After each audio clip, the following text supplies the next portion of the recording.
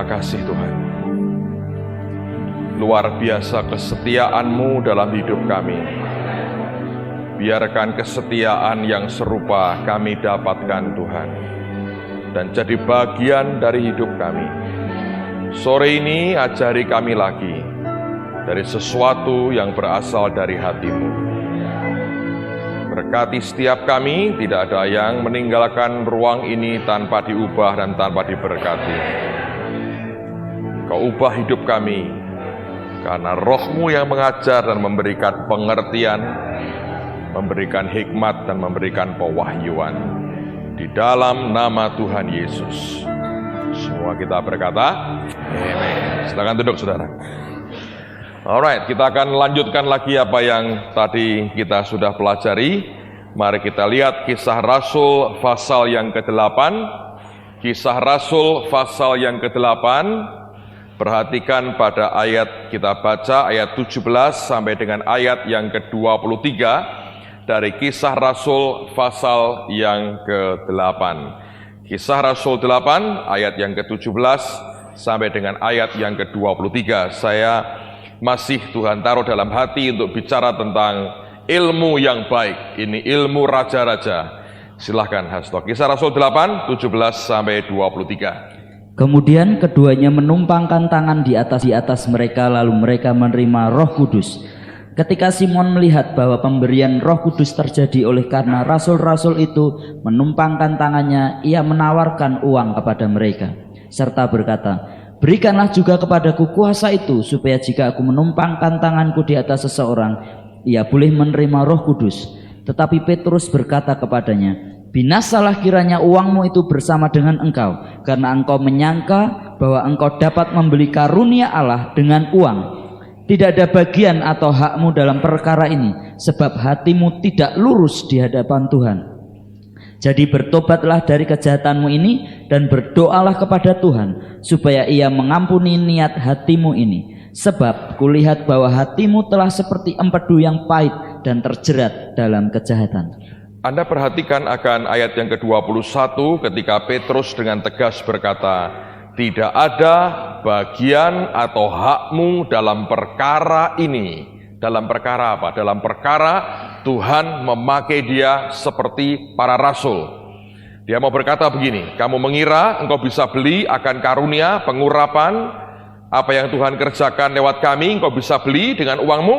Dia berkata, tidak ada hakmu, dan dia berkata bahwa tidak ada bagianmu dalam perkara ini.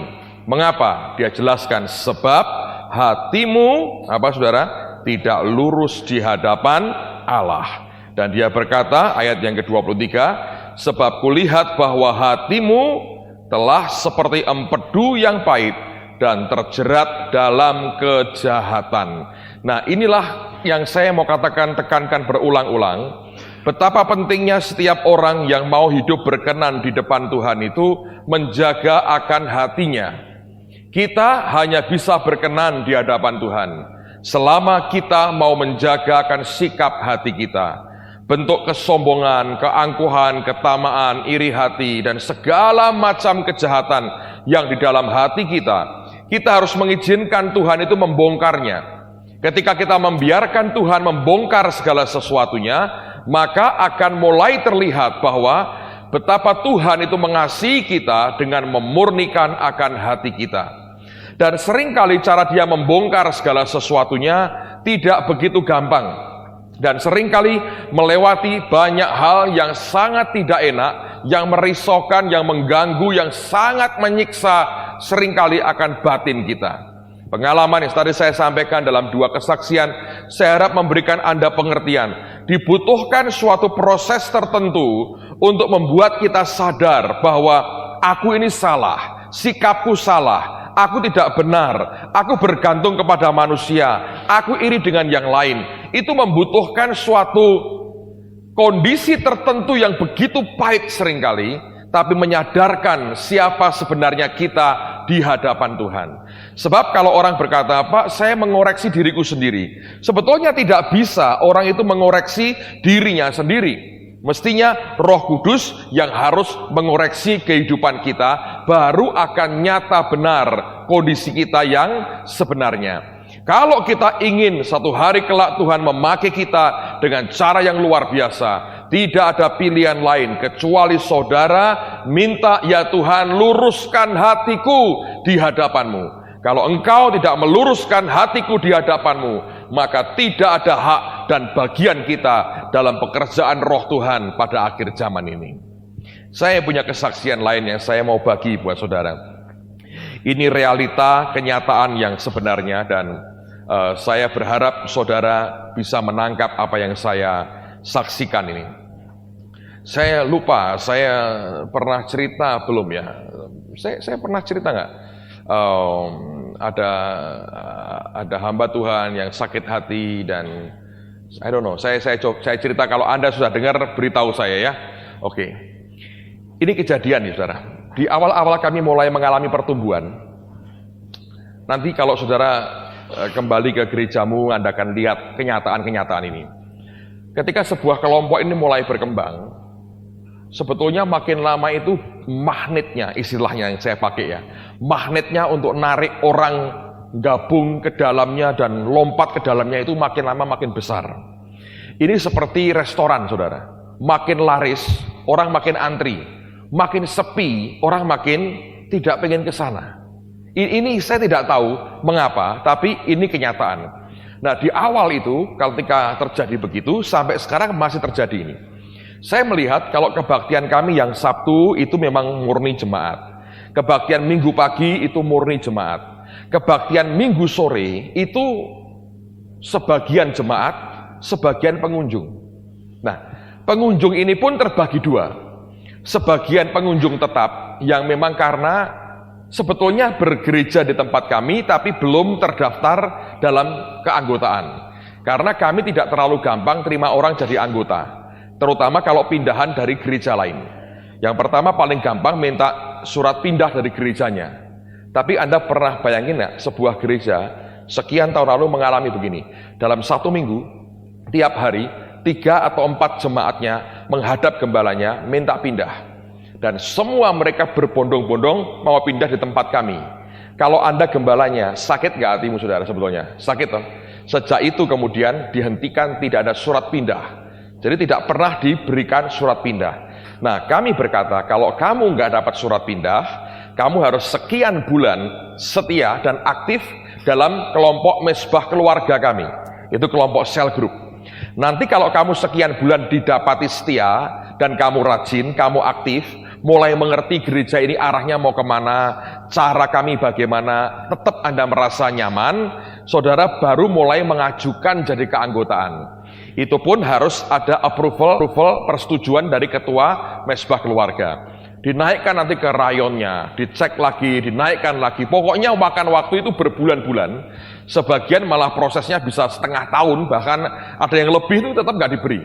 Karena nanti kita saring, kita lihat lagi, setelah sekian bulan dicek lagi, setia nggak, masih. Jadi itu membutuhkan akan proses panjang.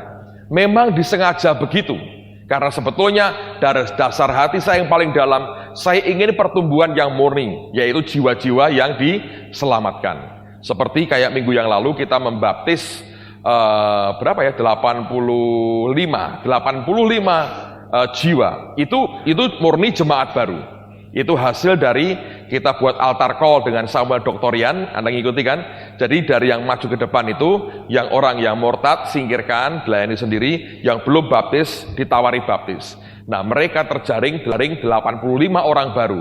Itu yang kami baptis. Jadi sampai dengan bulan apa ini sekarang? April, Mei awal ini kita sudah baptis tahun ini kurang lebih sekitar 400 sekian orang yang sudah kami baptis. Jadi ini bertambah karena setiap tahun minimal 1000 something, 1000 lebih yang kami baptiskan, dan itu pertumbuhan yang saya happy, saya suka. Kalau penambahan dari jemaat luar itu ya bukannya menolak, itu tidak ada hak kami untuk menolak orang pindah. Tetapi tidak semuanya itu bisa sehat perpindahannya, ngerti ya? Jadi kami buat begitu. Nah, tapi ada juga yang begini, yang terutama kebaktian sore itu, mereka punya gereja di tempat lain, ya. Kalau pagi kebaktian di gerejanya, kalau sore ke tempat kami. Nah, ini kejadian satu hari, saudara. Ada sekelompok pendoa syafaat dari sebuah gereja. Ini benar-benar pendoa syafaatnya yang notabene cukup dekat dengan gembalanya. Kalau sore, mereka diam-diam kebaktian di tempat kami. Kalau pagi, mereka kembali ke gerejanya. Gembalanya nggak tahu. Mereka satu rombongan itu datang. Pagi kebaktian di gerejanya, sore ke tempat kami. Setelah sekian waktu mereka jalan seperti itu, maka si pendoa ini mulai ngomong dengan pendetanya. Berkata begini, Pak, kita ini nggak ada urapan loh Pak, kebaktian kita. Coba Bapak kapan-kapan ninjau Pak di tempatnya Pak Petrus Agung. Itu urapan sekali Pak. Di sini kita nggak ada urapan loh Pak. Lalu dia bilang, pendeta berkata, ya doakan supaya kita juga ada urapan. Anda tahu cara ngomong begitu sangat tidak dewasa dan sangat tidak bijaksana. Tetapi mungkin dari sekedar rasa luapan orang lagi bersemangat gitu, ingin melihat perubahan dalam gerejanya. Nanti saya berikan peringatan kepada saudara ya. Anda 6 bulan di sini, itu yang kami alami nular ke saudara. Begitu nanti Anda pulang ke gerejamu masing-masing, hati-hati, jaga hati, jangan suka ngeritik loh saudara. Karena Anda akan dengan gampang ngeritiki gembalamu loh nanti. Loh kok begini ya, ini nggak begini nih, harusnya begini nih, aku belajar begini nih. Ribut ujungnya saudara. Dan sudah berkali-kali terjadi. Walaupun setiap tahun saya ingatkan seperti ini, tapi kenyataan nanti berbeda sekali. Anda akan mengalami beberapa masa itu gelisah. Ya, tapi nanti saya harap Roh Kudus akan tolong saudara ya. Hanya itu yang bisa saya buat, saya tidak bisa lebih daripada itu. Nah, pertama mulai begitu, gembalanya berkata, ya didoakan supaya Tuhan memberikan urapan. Mereka berdoa dengan gembalanya, doakan. Ngomong lagi, dari mana saya tahu ini? Nanti gembalanya itu cerita dengan saya langsung. Satu hari mereka datang lagi, Pak, saya melihat gereja kita ini atasnya awan gelap, Pak. Kita ini nggak ada hadirat Tuhan sama sekali. Oh gitu ya, ya bantu doa, tenggingi. Oh awan gelap, kami usir engkau. Semua teriak-teriak, awan gelap diusir. Nah, setelah peristiwa itu, terus setiap kali mereka datang ketemu pendetanya, setiap minggu mereka cerita bagaimana Roh Tuhan melawat di tempat kami, tetapi sekaligus mereka sebetulnya juga mencela gerejanya sendiri. Nah, seperti yang saya alami toh, dibandingkan terus saya melihat Betani maju, tempat kami nggak bergerak apa-apa, ini maju, ini tidak ada apa-apa. Tanpa orang ngomong, hati saya teriritasi loh. Ditambah ketika orang-orang ini, orang-orang pendoa syafaatnya, yang dia dekat, setiap kali ketemu seharusnya itu merupakan tim yang mereka bisa kuat berdoa bersama-sama, ternyata yang dia terima cuman dibanding-bandingkan. Nah, saudara, ketika mulai dibanding-bandingkan, lama-lama hati beliau ini teriritasi. Terus keluar perkataan begini, orang kok dipuji-puji terus, aku dijelek-jelekin terus, pastikan dia punya kelemahan. Tahu apa yang terjadi? Dia cari info, Petrus Agung itu kelemahannya di mana, kekurangannya di mana. Dalam hati saya bilang, langsung tanya ke saya beri daftar panjang kelemahan saya dan kekurangan saya. Tapi itu membuat hatinya panasnya luar biasa. Lama-lama dia marah-marah sekali. Lalu kemudian beliau ngomong dengan almarhum Pak Samuel Elkana.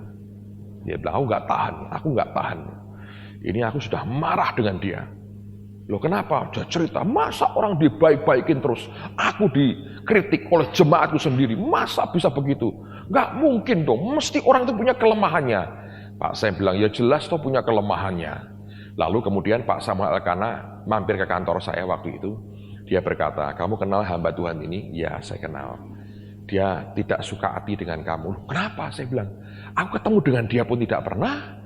Nyinggung dia tidak pernah. Ngomong tentang dia tidak. Dia termasuk orang yang saya hormati. Dan saya berkata, apa yang salah? Dia bilang, aku juga nggak tahu. Tapi dia sudah nggak tahan. Dia tersiksa dengan hatinya sendiri. Lalu Pak Sam ini memberi nasihat. Kalau bisa, kamu datengin dia dah. Selesaikan. Saya bilang, ya dah, aku berdoa dulu ya. Nanti aku cari timing yang baik. Saya doa. Tuhan, apa yang harus aku buat? Satu pagi Tuhan berkata pada saya, pagi-pagi itu, datangi dia. Supaya apa Tuhan? Minta maaf ke dia. Karena aku nggak ada urusan. Dia bilang, iya. Tapi itu merupakan sikap hati yang membuat kalian bisa mengalami rekonsiliasi yang baik. Itu artinya kamu mau rendah hati. Saya bilang, baik Tuhan. Saya telepon beliau pagi itu, kira-kira jam 7:30 saya telepon. Saya bilang, Pak, saya mau ketemu Bapak. Waduh, aku sibuk sekali. Karena dari jam 10 nanti sampai ke atas tuh aku sibuk antar sekolah ini. Dari jam 10. Loh, Bapak kan di rumah sekarang. Iya. Kalau boleh Pak, saya hanya butuh 10 menit sampai ke tempat Bapak. Saya janji hanya ngomong 15 menit, lalu saya pulang. Jadi sebelum jam 8 lebih sedikit, saya sudah pulang Pak. Bapak kan jam 10. Dia tidak bisa ngomong, ya udah nggak apa-apa lah, saya tunggu. Tutup teleponnya, saya ajak staf saya satu. Saya berkata, kamu ikut aku, Bapak ikut saya, cari saksi pembicaraan supaya enak. Saya bawa teman. Tanpa mengerti harus ngomong apa, saya bilang, Tuhan, beri aku hikmat Tuhan. Sampai di rumah beliau, saya masuk di ruang tamunya, dari dalam, istrinya panggilkan, dia keluar. Ya, biasa kita basa-basi. Seringkali basa-basi itu nggak bagus juga, seringkali bagus. Kalau sekedar basa-basi biasa, oke, tapi kalau terlalu banyak basa-basi, akhirnya jadi basi, saudara. Ya, jadi bukan basa-basi, tapi basi-basi akhirnya, nggak enak. Lalu saya bilang begini, Pak, saya datang kemari, tujuan saya ini begini, Pak. Kalau ada hal-hal yang saya kerjakan, baik sengaja maupun tidak sengaja, yang membuat Bapak kurang berkenan, saya ini mohon maaf. Mohon saya diampuni, Pak.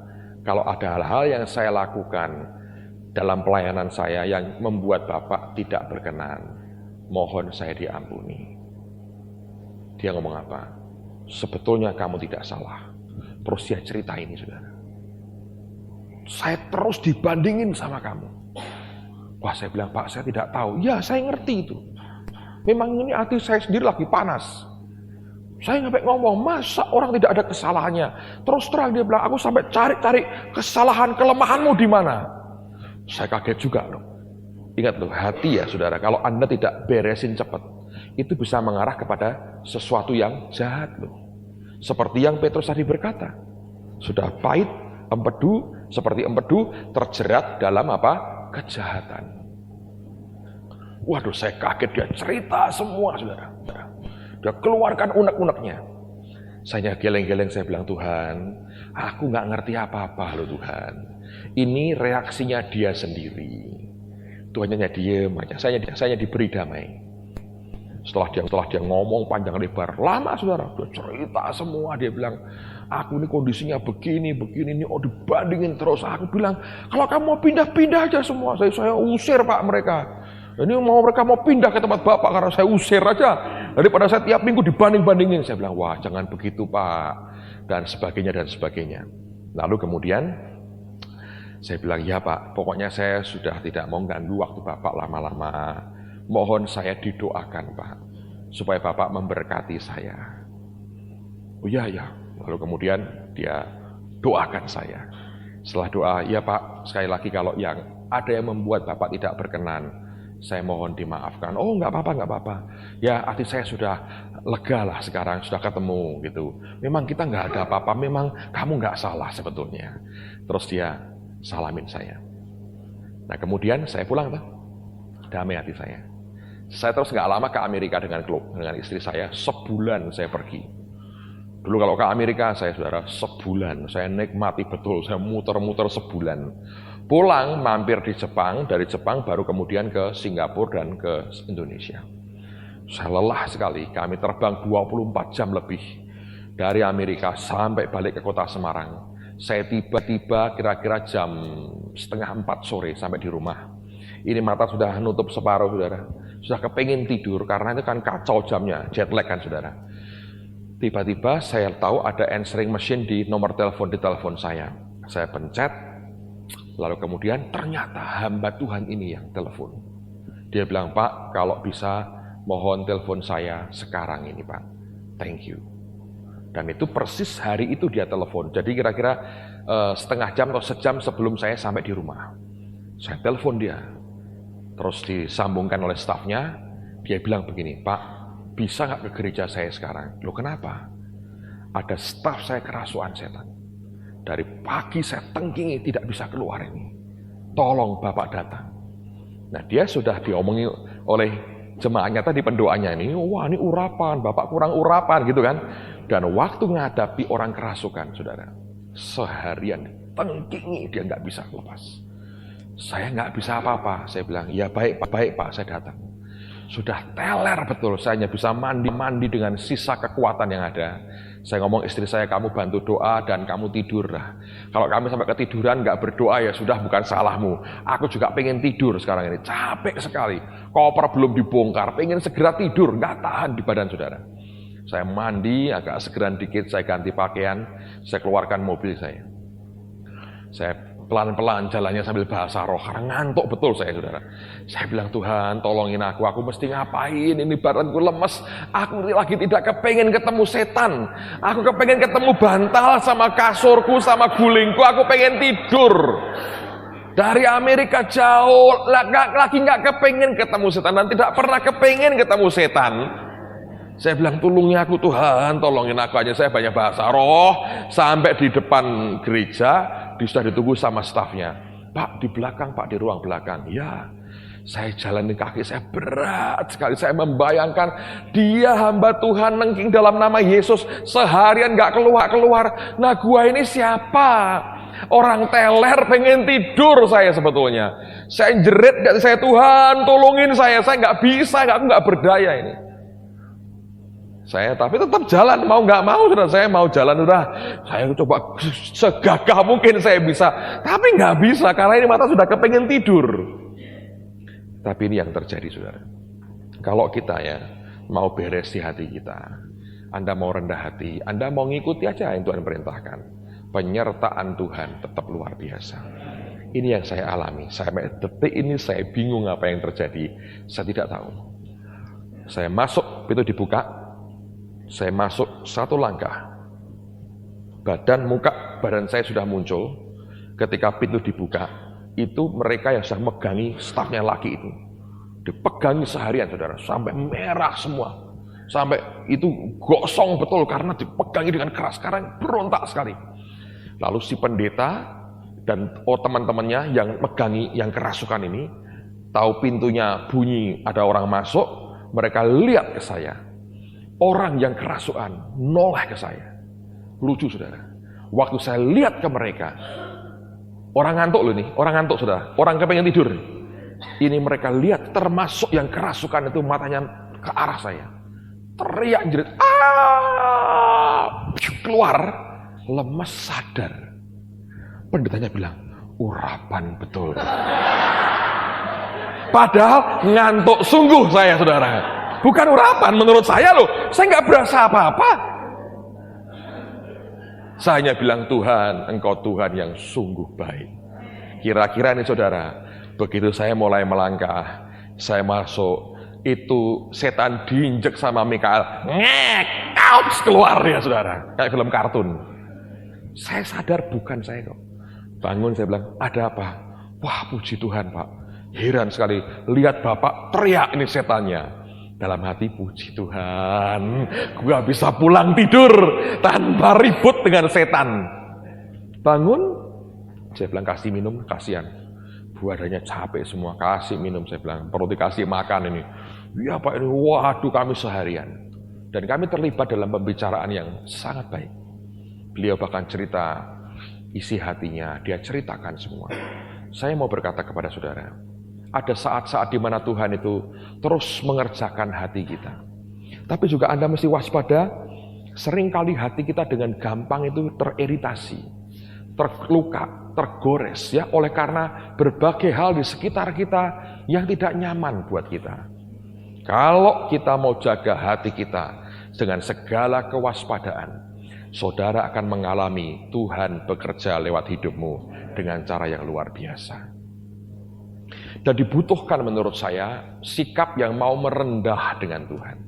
Rendah hati itu merupakan hal yang sangat vital dalam hidup kita.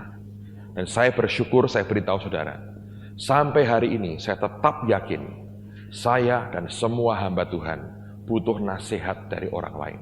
Butuh mendengar suara Tuhan lewat orang-orang sekitar kita. Karena seringkali kita merasa, aku sudah hebat. Aku tidak akan mungkin salah. Kalau Anda sudah bersikap seperti itu, saudara pasti akan jatuh. Karena kesombongan, tinggi hati, mendahului apa? Kejatuhan, kata firman. Kemarin malam saya mengalami hal yang indah sekali. Keindahannya justru karena saya terima teguran, templaan, saudara. Dan buat saya itu merupakan proteksi Tuhan. Saya bilang berkali-kali dengan teman saya menghargai betul. Aku sungguh berterima kasih. Kamu mau cerita ini. Anda tahu masalahnya. Kelihatannya sepele ya. Tapi ini menjaga hati saya dan langkah saya dari tersandung yang tidak perlu sebetulnya. Setelah saya beli mobil baru, ya, saya kan punya Mercy tahun 97. Teman-teman berkata begini, Pak, mobil Bapak ini juga sudah tua loh Pak. Sudah waktunya diganti dong Pak. Entah bagaimana saudara. Karena begini, ini saya cerita dulu. Nanti lain kali saya cerita dari mana dapat Mercy. Waktu saya dapat Mercy dari Tuhan itu juga 2 tahun lalu di School of Action saudara. Dia ngomong-ngomong begini dalam waktu hanya 3-4 hari. Dia kirim duitnya, dia kirim barangnya, saya bisa beli Mercy. Nah pada waktu itu Tuhan ngomong begini, pakai dulu sampai gedung rumahku itu selesai. Jadi sebetulnya saya mesti pakai Mercy itu sampai Holy Stadium selesai. Tapi ini lihat ya, manusia tetap manusia. Jangan pernah anggap ada manusia yang sempurna. Tidak mungkin saudara. Nanti kalau sudah pulang baru disempurnakan Tuhan. Selama di dunia kita ini tetap bergumul dengan daging. Nah kalau kita sombong, seakan-akan sudah tidak butuh manusia lain, saudara akan jatuh. Nah ketika beberapa orang berkata, iya Pak, ganti aja, terpengaruh saudara. Tetap bisa kemarah Pak, tetap marah. Manusia tetap manusia, punya banyak kelemahan.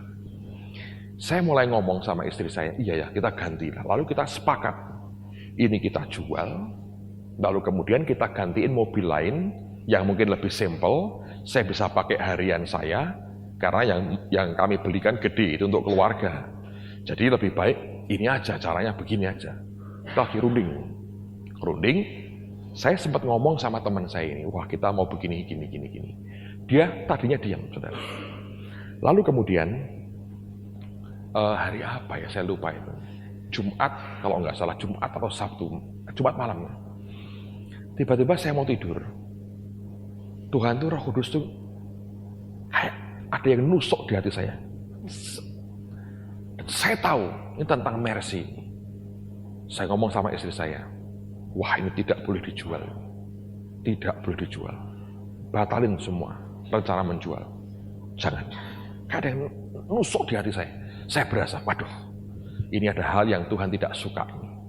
Yaitu rencana mau jual Mercy. Terus saya bilang, sudahlah, tunda dulu sampai waktu yang tidak terbatas. Kita nunggu Tuhan aja. Lalu istri saya bilang, iya ya, kan Tuhan berkata suruh pakai dulu sampai gedungnya selesai, Holy Stadium selesai. Ini kan belum selesai, kok kita mau ganti mobil yang ini, kok mau diganti. Waduh, iya, betul juga, keliru. Dan kemudian Tuhan itu ngomong begini sama saya, hari berikutnya. Setelah saya batalkan itu, dia bilang, bagus. Dan kalau kamu mau jual ganti mobil lain itu, kamu kok cuma sebegitu sih? Kasarnya begini, kamu kok jadi, kasarnya gini, kamu kok jadi turun begitu sih? Ngerti saudara? Saya bilang, ya Tuhan, ampun Tuhan, aku ini keliru. Nah, hari Minggu sore saudara, sebelum kebaktian, saya di green room di ruang belakang gedung kami. Teman saya ini datang, dia bilang, aku ini sebetulnya mau cerita dengan kamu, tapi aku lagi tunggu waktu yang tepat. Nah, saya cerita dengan dia sebelumnya. Wah, aku ditegur Tuhan ini. Karena mau jual mobil aku nggak jadilah, tetap mau tak pakai dulu. Begini, dia bilang, wah itu yang aku dapetin. Dia tidak ngomong dari Tuhan, saudara. Karena dia berkata, ini dia nggak berani ngomong dari Tuhan. Karena orangnya nggak biasa Tuhan berkata, enggak. Dia hanya seringkali pakai akal sehat, make sense saja gimana. Orangnya kan, setiap orang kan beda ciri-cirinya. Teman saya ini nggak terlalu roh-rohan Tuhan berkata, tapi dia tetap nurut kalau Tuhan suruh. Nah, dia bilang, sebetulnya aku ini mau ngomong sama kamu, lagi nunggu waktunya yang terbaik untuk ngomong dengan kamu dengan enak. Dia bilang, apa? Betul. Dia bilang, ada pertimbangan-pertimbangan yang aku pikir tidak bijaksana kalau kamu bertahan menjual mobil itu. Saya bilang, kenapa? Satu, kamu sendiri ngomong. Tuhan berkata, pakai sampai gedung itu selesai. Ini kan belum selesai. Kok sudah kamu ganti? Sangat tidak memberi contoh pada banyak orang. Kalau kamu yang percaya Tuhan bicara dan kemudian tidak kamu taati sendiri, nanti kamu tidak jadi teladan. Saya bilang, betul. Itu yang tadi aku bilang. Tuhan tegur berkata, karena aku sudah bilang, pakai dulu sampai gedung selesai. Terus yang kedua, ini poin yang dia sampaikan dan ini yang paling kena di hati saya. Dia berkata begini, saya bahkan tidak tahu, saudara. Saya bahkan tidak, istilahnya ngeh bahwa saya itu begitu, tapi dia ngomong begini. Sedang kami aja yang tidak full time, ingin nyontoh hidupmu kok. Kok kamu ingin seperti yang lain? Dalam hal apa? Saya bilang, gini, kalau kami perhatikan, setiap kali hidupmu ini, kamu mau beli mobil, kamu tidak pernah jual mobil lama.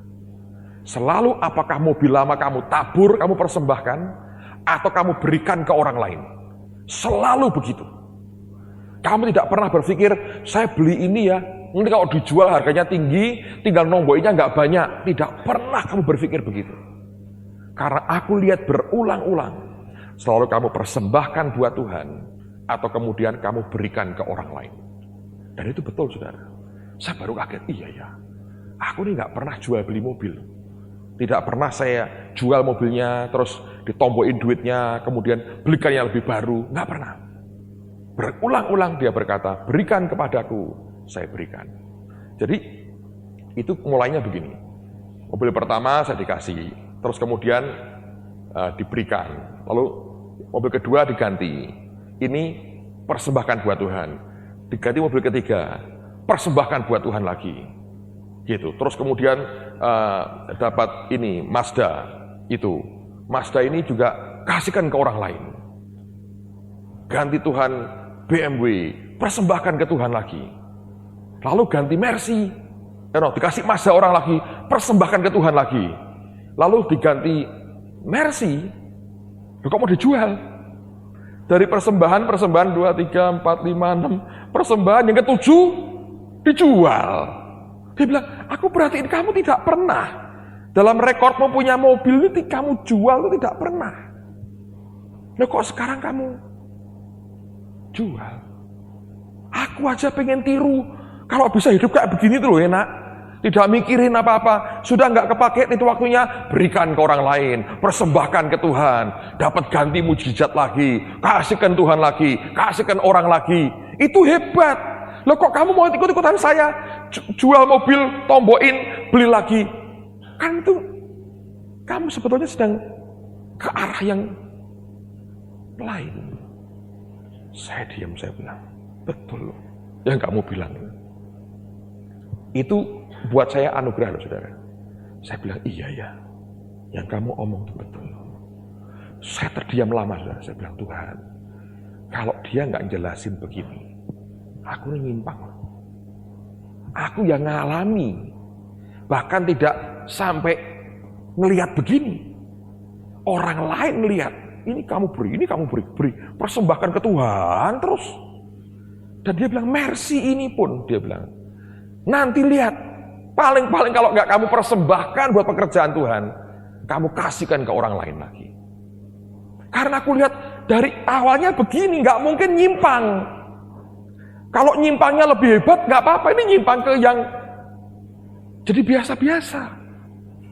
Jadi mungkin untuk satu saudara di antara kita, mungkin lah ya, mungkin tidak juga, tidak tahu. Pokoknya itu mungkin saya karena itu.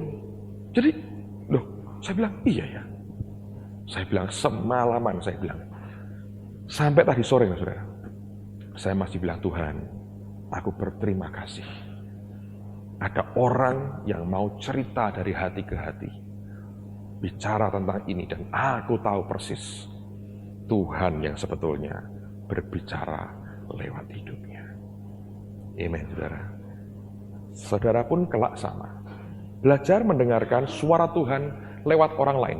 Walaupun tidak diembel-embelin dengan perkataan, Tuhan berfirman. No. Kalau orang berbicara, dengerin dulu, saudara.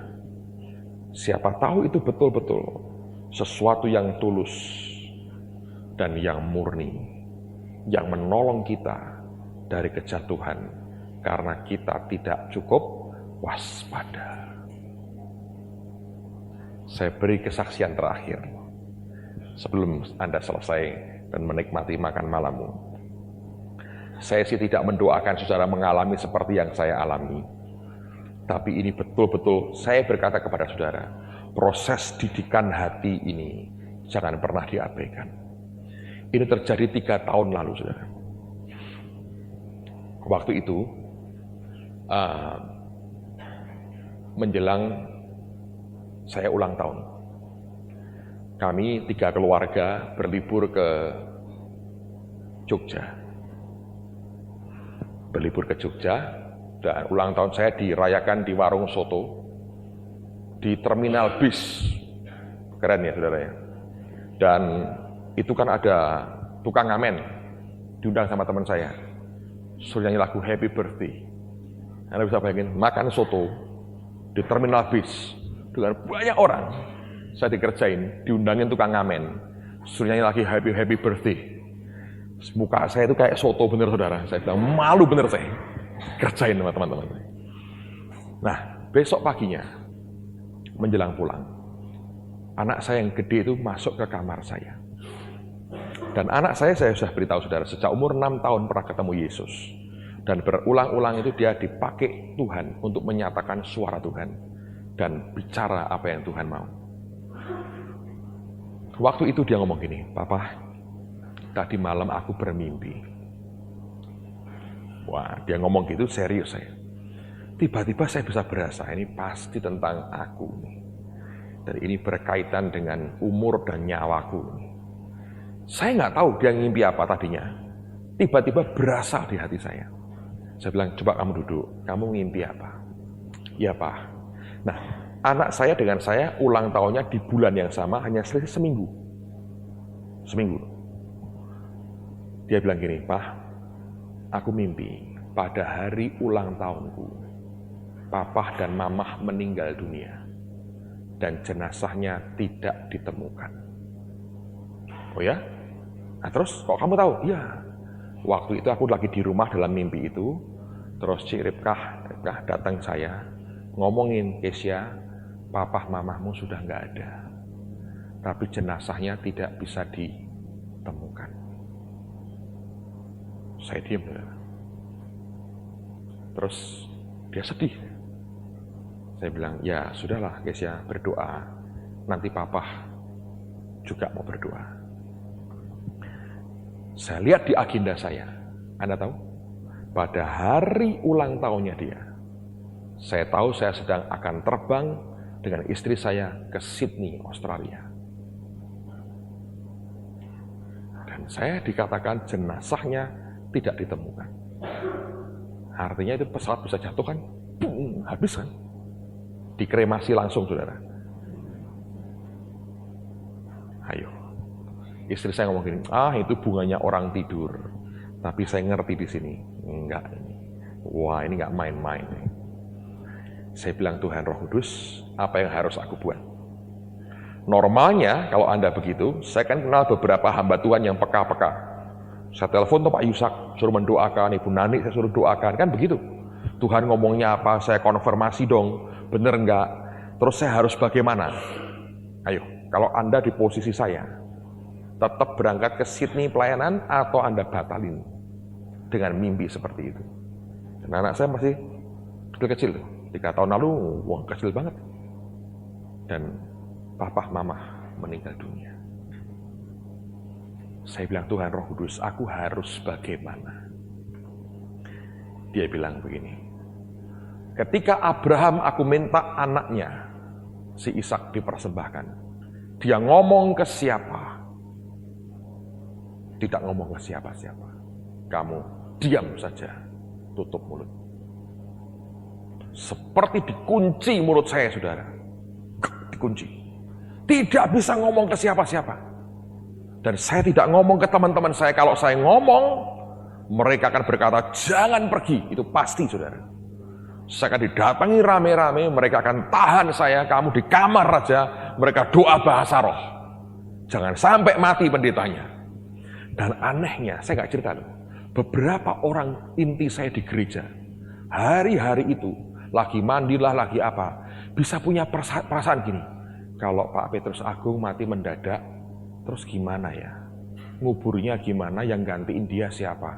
Itu tidak satu orang loh, beberapa orang. Belakangan baru cerita ke saya.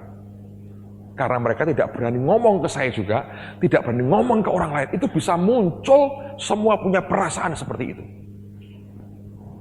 Saya diam, saya sembayang, Tuhan bagaimana ini? Secara hati, saudara, itu pergulatan. Anda tahu orang sekarat, ya begitu. Seperti ditentukan seminggu lagi mati. Dan waktu berjalan, Tuhan tidak bicara apa-apa. Kalau Tuhan ngomong, jangan takut, enak sekali. Atau dia ngomong apa, siap. Tidak ngomong apa-apa. Saya hanya punya kesaksian roh. Ini betul-betul suara Tuhan. Saya cerita ya. Akhirnya saya nggak punya pilihan. Saya bilang, Tuhan, karena Engkau diam saja, aku sudah janji melayani. Aku mau melayani. Berangkat, saudara, sama istri saya. Biasanya kami kalau pergi, anak-anak tidak pernah antar di airport. Hari itu anakku yang laki antar di airport. Di dalam airport setelah check-in, masih di Semarang nih, saudara. Dia peluk mamahnya, lama banget di depan saya. Saya bilang begini, wah ini pelukan perpisahan ini. Terus dia keluar, udah ya udah dia keluar. Gak mau masuk lagi. Masuk lagi. Anda tahu ngapain? Peluk mamanya lagi. Di depan mata saya. Saya bilang, Tuhan, apa ini terakhir kali aku melihat anak ini sebelum nanti ketemu di surga. Roh Kudus, diam saja. Makanya saya tidak berdoa Anda ngalami begini. Sakit ini, saudara, luar biasa ini. Kayak daging ini mau ditarik kemana-mana.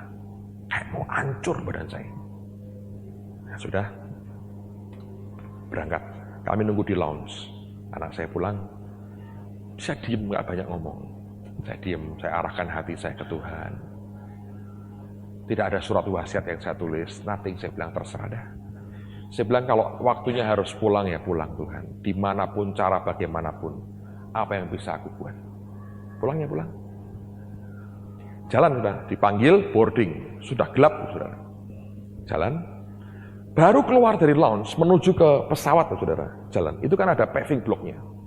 Ada satu paving yang sedikit menggelombang gitu. Istri saya nginjak itu, saudara. Terkilir kakinya, langsung bengkak. Jalan itu sambil begini, saudara. Dan sampai di pesawat terbang, belum take off Semarang, saudara. Bengkak. Mikir lagi. Tuhan, apakah Engkau izinkan ini supaya dia pulang dan ngurusi anak-anak yang pulang cuman aku? Mungkin Engkau mengubah keputusanmu. Istriku diizinkan sampai bengkak kakinya, tidak jadi berangkat, dan kemudian yang pulang hanya aku. Saya bilang begini, Yang, kamu mau di rumah, sengaja saya begitu. Kan kakimu bengkak kayak begitu. Mendadak, saudara, bengkak gede. Dia bilang, enggak, tetap aku mau pergi. Saya nggak tahu di pikirannya, mungkin sehidup semati. Oh ya, saya nggak tahu loh, saudara. Banyak orang tidak sehidup semati, aku yang hidup, kamu yang mati, kan begitu. Naik ke tangga pesawat sudah kesusahan sekali. Terus saya langsung bilang kepada pramugarinya, saya minta kursi roda nanti ya. Karena bengkak gede banget, saudara. Dan begitu sampai di Jakarta, duduk di kursi roda, tidak bisa berdiri, saudara. Sudah gede sekali bengkaknya. Semuanya beres diurus, kami tunggu lagi di lounge. Sudah di kursi roda, kakinya dibeginiin. Satu yang kanan, gede bengkaknya. Saya bilang, Tuhan, mau berangkat kok ada kayak begini. Apa yang Tuhan mau? Sampai akhirnya masuk pesawat, saudara. Dan saya sudah bilang sampai di Sydney, saya tetap minta kursi roda buat istri saya. Udah, turun, saya masuk pesawat. Saya bilang, Tuhan, aku tidak bisa keluar lagi. This is it. Kalau ini terakhir kali ini, dan aku harus pulang, ya aku pulang. Terbang pesawatnya. Pesawatnya terbang. Saya beritahu saudara ya, dari Jakarta Sydney, goyang terus sepanjang perjalanan. Badai, goncang terus. Itu seatbeltnya nyala terus itu. Goyang terus. Dan menjelang kurang lebih 3 jam atau 2 jam sebelum sampai Sydney, itu goncangannya makin kencang. Ngeri sekali. Saya bilang, ini dia, sekali bablas, bam, habis. Dan saya tahu persis hari ini, hari ulang tahun pada waktu itu, ya bukan sekarang, hari ulang tahun anak saya. Istri saya bahasa roh terus, saya diam bahasa roh. Saya bilang, Tuhan, apakah sudah waktunya kami pulang? Kalau Engkau panggil kami pulang, baik Tuhan, aku pulang. Keluargaku, gereja, aku serahkan dalam tangan Tuhan. Kami pulang Tuhan. Para goncangannya ngeri, saudara. Orang teriak-teriak semua. Ngeri sekali. Dan itu paling ngeri yang pernah saya alami sekian puluh tahun saya naik penerbangan itu. Paling ngeri, saudara. Saya harap tidak pernah lagi yang seperti itulah, saudara. Anda nggak bisa ngapa-ngapain. Terjun juga nggak bisa. Mau apa nggak bisa, saudara. Terlalu mengerikan. Ketika saya lagi tanya seperti itu, Tuhan nggak berkata, ya kamu pulang sekarang, enggak. Dia malah tanya begini, ini aneh pertanyaannya. Kalau kamu tahu gereja A, nyebut nama gereja, tahu Tuhan. Kalau gereja A itu punya berhala, kira-kira berhalanya apa? Saya bilang, oh berhalanya ini Tuhan. Betul. Kalau gereja B punya berhala, oh, saya bilang, ya berhalanya ini Tuhan. Sambil saya menduga-duga loh, saudara. Ini ngapain arahnya ngomongin gerejanya orang? Ya bukan gereja orang, gerejanya dia sendiri sebetulnya. Ya. Kalau gereja C, ya berhalanya bisa begini Tuhan. Terus dia bilang, nah kalau gerejamu, kalau ada berhala, menurut kamu berhalanya akan apa? Paket saya. Langsung saya tahu maksudnya. Saya tanya istri saya, yang Tuhan ini tanya kok aneh. Ini aku jawab. Terus dia tanya, nah kalau gereja kita ini nanti ada berhalanya. Berhalanya apa? Sampai tutup mata dia bilang gini, berhalanya Petrus Agung, katanya begitu. Dan itu betul.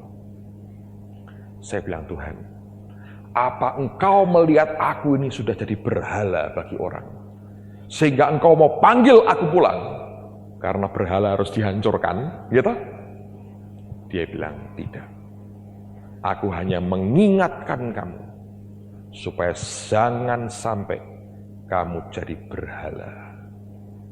Karena itu, jaga hatimu. Waktu dia ngomong begitu, saya ngomong istri saya, kita nggak jadi mati. Bener nih, iya. Kenapa? Dia ngomong sama aku, jaga hatimu. Kalau mati, siapkan hatimu, ya kan? Nah kalau jaga hati, kita masih hidup. Oh gitu ya? Amin, amin. Begitu selesai, tenang saudara. Semua goncangan itu hilang. Landing dengan mulus sekali, semua tepuk tangan karena masih hidup. Saya berkata, heran ya Tuhan ya. Keluar dari airport dengan kursi roda, Pak Pendeta yang jemput saya kaget. Loh Bu, kenapa? Berangkat kena begini. Oh, saya punya jemaat, tukang pijet luar biasa katanya. Sambil dia jadi sopir taksi, diurut sama jemaatnya beberapa hari. Anda tahu, shopping itu membawa urapan. Bu, shopping, ayo jalan sehat tuh saudara. Itu urapan tambahan untuk ibu-ibu sebetulnya. Saya pulang dari Sydney, saudara, tenang, tidak ada goncangan apa-apa, aman sekali. Terus istri saya langsung pulang Semarang, saya ke Bandung ada seminar. Besok paginya siapa yang bersama saya? Hasto ya, mungkin di Bandung. Hasto dengan saya ceritain dia dengan Pak Sugi, saya ceritain apa yang terjadi. Paginya saya telepon Pak Yusak, saya bilang, aku mau ceritain. Terus saya cerita gini. Dia bilang, wah, untung kamu lulus. Tuhan berkata itu betul-betul ujian. Dan kalau kamu mengabaikan perkataan Tuhan lewat anakmu, kamu betul akan dipanggil pulang oleh Tuhan. Karena Tuhan berkata ini juga waktu baik buat dia pulang. Karena lagi di puncak, salah satu puncak, bunga lagi mekar, aku petik masih bagus. Kalau dibiarkan nanti tidak hati-hati, busuk dia. Dan Tuhan berkata, itu ujian kerendahan hati. Kalau kamu mengabaikan perkataan Tuhan lewat anakmu, nggak mungkin kamu berangkat, itu akan terjadi. Kamu dipanggil pulang. Bayangin saudara. Saya lemes, saya bilang Tuhan, tapi aku dari awal, Tuhan tolong saya. Karena apa yang anak saya katakan, Roh memberikan kesaksian. Jadi bukan semata-mata karena saya peka, karena super rendah hati, tidak. Tetap Roh Kudus yang tolong memungkinkan semuanya itu. Dan dia hanya berkata, jaga hati. Nah ketika dia ngomong jaga hati, saya ketawa, saya bilang, amin Tuhan, tidak jadi mati. Karena saya mengerti, Anda harus tahu cara Tuhan bicara. Kalau dia berkata, siapkan hatimu, pasti mati saudara. Itu gak lama, boom lah pasti. Tapi kalau dia berkata, jaga hati. Berarti belum berakhir usia saya. Sehingga hari ini masih ketemu dengan saudara. Ya tak? Tapi itulah Tuhan saudara. Dididik dalam berbagai pengalaman. Supaya meluruskan hati. Dan itu membuat saya sadar. Tidak usah kita bangga dengan apapun. Kita bermegah karena kita kenal dia. Bukan karena ada ini. Karena hidup ini cuma sementara. Anytime, kapanpun Tuhan berkata, selesai pulang, saudara tidak bisa berontak.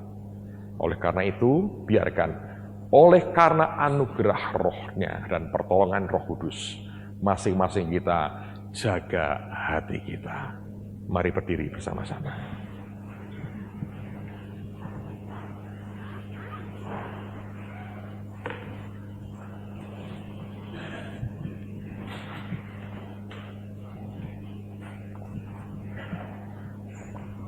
Saya ceritakan sengaja Tuhan, saya yakin Tuhan mau saya ceritakan ini supaya saudara mengerti ada sisi lain dari kehidupan yang saya lewati.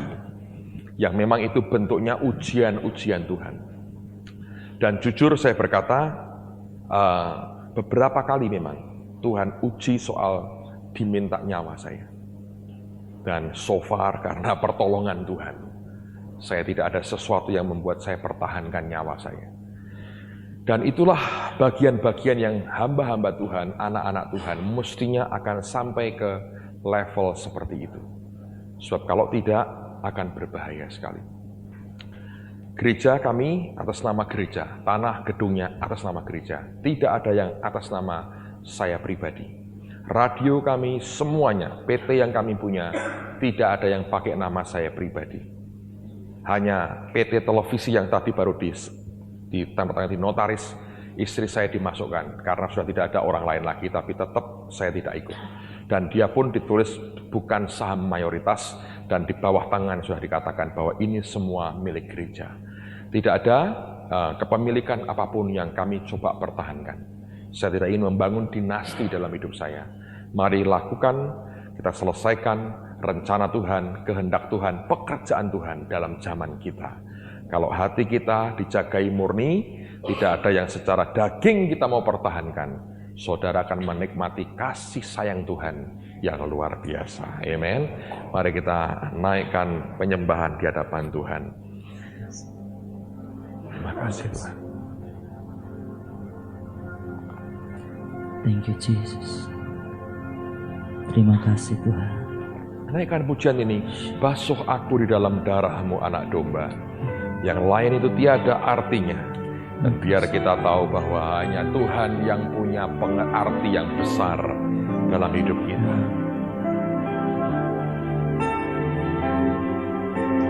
Basuh aku di dalam darah-Mu anak domba.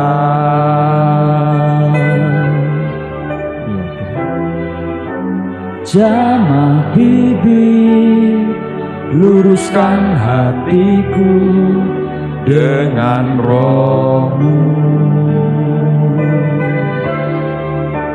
Ku rindu kemuliaan Tuhan lebih dari segala harta. Jadikan ku hamba berkenan kepadamu. Mari angkat tangan lebih dari segala.